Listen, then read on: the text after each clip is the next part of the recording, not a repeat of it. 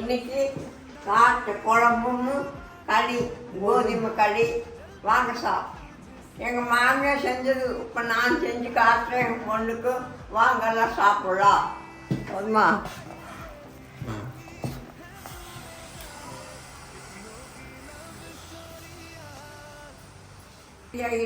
காட்டை குழம்பு ரெடி.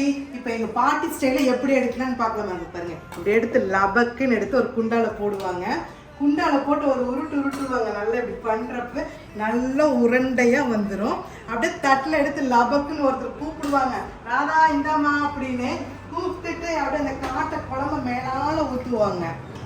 அப்படியே கொதிய அப்படி ஊற்றி பாட்டி ஸ்டைல சாப்பிடணும்னா இப்படி வச்சு நல்லா ஊதி லபக்குன்னு எடுத்து சாப்பிடுவாங்க.